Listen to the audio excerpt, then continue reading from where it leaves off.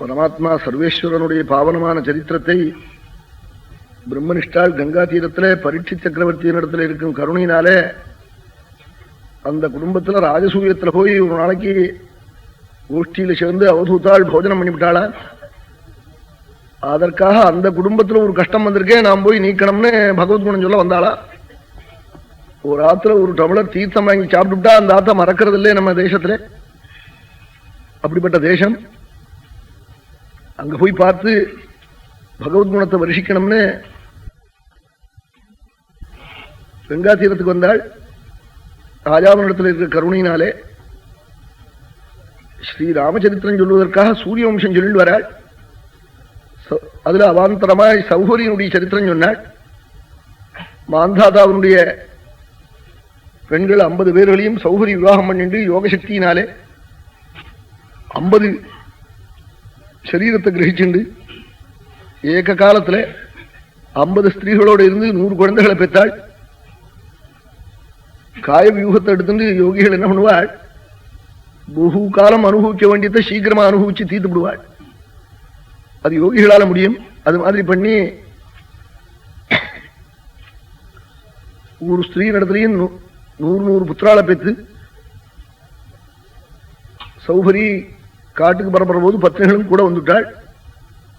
இது மாந்தாதாவனுடைய பெண்ணனுடைய வம்சம். அதை சொல்லிவிட்டு மாந்தாதாவனுக்கு 3 பிள்ளைகளா,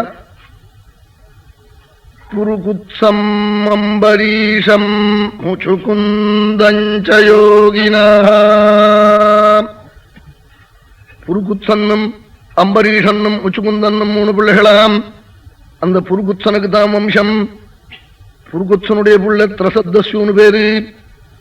திரசத்தஸ்யூ பௌருகுத்ஸஹ யோனரண்யஸ்ய தேஹகிருதே ஹர்யஸ்வஹ தத்சுதஸ்தஸ்மாதே அருணோதத்ரிபந்தன. அந்த திரசத்தஸ்யூன்னு புருகுத்சனுடைய புள்ளை. அவனுக்கு திரசத்தஸ்யூன்னு பேரா. திருடர்களே உலகத்துல இல்லாம பண்ணினானாம். திருடர்களை நடுங்கி ஓடி நல்லவனாக ஆக்கின ஒரு பெரிய பிரபு. அவனிடத்துல ராஜ்யத்தை ஒப்பிச்சுவிட்டு புருகுத்சன் காட்டுக்கு போயிட்டாள். எல்லாரும் நல்ல வைராக்கியத்தோட ராஜ்யத்தை விட்டுட்டு அப்படி போனாலே தவிர்த்து யமன் வந்து அழிச்சுன்னு போனா என்னமோ விட்டுட்டு போக வேண்டியிருக்கேன்னு அப்படி போகலையா. மனப்பூர்வமா அப்படி தியாகம் பண்ணிட்டு போனாள். என்ன விஷயத்துல தோஷ தரிசனம் வந்து தியாகம் பண்ணணும். அப்பத்தான் அது ஜென்ம சாபல்யம் ஏற்படும். ஆமா, விஷயாசை உள்ள இருந்து என்னமோ முடியாம அனுபவிக்க முடியலையேனோ அல்லது இல்லாத்திராலையோ இருந்தா அது வைராக்கியம் இல்லை. அது அப்படி பரப்பிட்டு பகவான் தான் கத்தின்னு அப்படி பரப்பிட்டு போயிருக்காள் ராஜாக்கள்லாம்.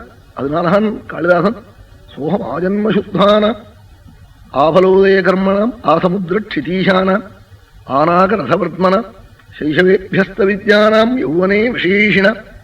எத்தனை ரிஷிகள் ஆயிரக்கணக்கான ஸ்லோகத்தை சொன்னத ஒரு கொத்தவரைக்கா மாதிரி சின்ன சின்ன ஸ்லோகத்தில் போய் சொல்லிட்டு போயிட்டான் காளிதாசன். அம்பாளுடைய அனுகிரகம். அவன் அப்படிப்பட்ட வம்சத்தை பத்தி சொல்றேன்னு ராமாயணம் ஆரம்பிக்கிற போது அவன் எந்த வம்சத்தை சொல்றேன்னு தெரியுமா? கர்ப்பத்திலிருந்தே பரிசுத்தமான வம்சம் அதுங்கிறாள். அப்படிப்பட்ட வம்சத்தை பத்தி பேசுறேன்னு அப்படி ஆரம்பிச்சு சொல்றாள். மகா பாவனமான வம்சம் சூரிய வம்சம். இந்த திரசத்தஸ்யூ ராஜ்யமாண்டாள். புருகுத்சன் காட்டுக்கு போனதே. திரசத்தஸ்யூ பகுகாலம் ராஜ்யமாண்டு தன் பிள்ளையான அனரண்யனத்துல ராஜ்யத்தை ஒப்பிச்சாளாம். திரசத்தஸ்யூ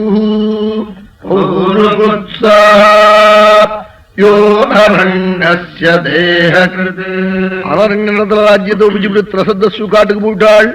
அனரண்யன் பகுகாலம் ராஜ்ய பரிபாலனம் பண்ணினாள். ரங்கநாதன அளவு கடந்த ஆராதனம் அனரண்யனோட ஆராதனம். அப்படி உபாசிச்சாள். ஒரு தினம் ரங்கநாதனை பூஜை பண்ணி நமஸ்காரம் பண்ணிட்டு இருக்கிற சமயத்துல வாசல்ல ராவணன் வந்திருக்கான் தொந்து யுத்தத்துக்கு. திக்விஜயத்துக்கு உங்ககிட்டேன்னு சொன்னார். ரங்கநாதனை பூஜை பண்ணியிருக்கோம், நமக்கு ஜெயம் கிடைக்கும்னு ராவணனோட 2 பேர்களும் தனிச்சு தொந்து யுத்தம் பண்ணினாள். ராவணன் என்ன பண்ணிவிட்டான், அனரண்யனை கீழ் தள்ளிவிட்டான் தேர்ல இருந்து. உடனே ஏந்திருந்தான் அனரண்யன். ஏந்திருந்து ராவணன் மேல 4 கை பண்ண மாதிரி அரைக்கப்படாதோ அப்படி அரைக்காம ரங்கநாதனை சபிச்சார். உன்னை நான் ஆராதிச்சு என்ன இப்படி பண்ணினியே, அதனால என் குலத்துல நீ ராமாவதாரம் பண்ணி இந்த பாபியை நீ வதம் பண்ணு சொன்னாலாம். இக்ஷ்வாகுகுலநாதேன அனரண்யேன தீமத்புரா உத்பத்யதி மத்வம்சே புருஷோ ராட்சசாதமா யஸ்த்வாம் சபுத்ரம் சாமாத்யம் சபலஜ்ஞாதி பாந்தவம் நிகனிஷ்யதி சங்கிராமே. ராமாவதாரம் பண்ணி ரங்கநாதனே வந்து ஒன்னு அழிக்கணும்னு, ரங்கநாதன மனுஷநாதன் குடும்பத்துக்கு வரணும்னு அப்படி பண்ணின பிரபு அனரண்யன். அந்த அனரண்யன் இடத்துல ராஜ்யத்தை உபிச்சுட்டு காட்டுக்கு போட்டாளாம். அனரண்யன் பகு காலம் ராஜ்யமாண்டு தன் பிள்ளையான ஹரியஸ்வன் இடத்துல ராஜ்யத்தை உபிச்சாளாம். ஹரியஸ்வா தத்சுதஸ்தஸ்மாதி அருணோதத்ரிபந்தனா.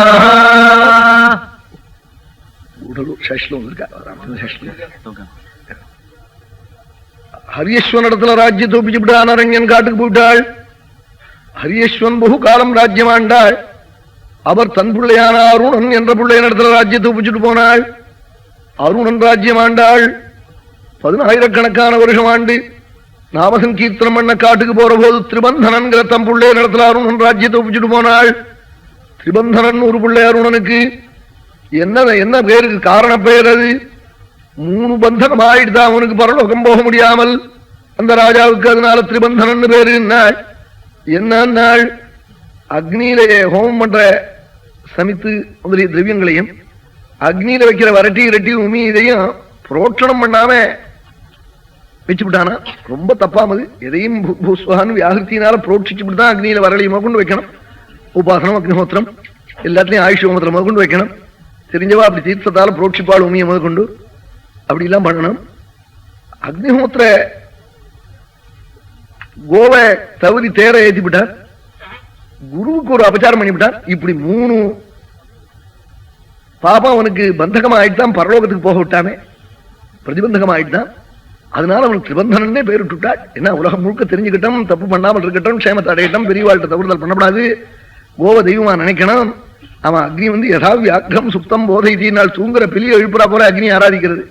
அதுல ஜாக்கிரதையா இருக்கணும் தெரியறதுக்காக திரிபந்தனன்கிற பேரையே வச்சாளாம் மகான்கள்லாம். அருணனுடைய புள்ள திரிபந்தனன் பகுகாலம் ராஜ்யமாண்டாள். அவர் ராஜ்யமாண்டு தன் பிள்ளையான திரிசங்கூனிடத்துல ராஜ்யத்தை ஒப்பிச்சாளாம்.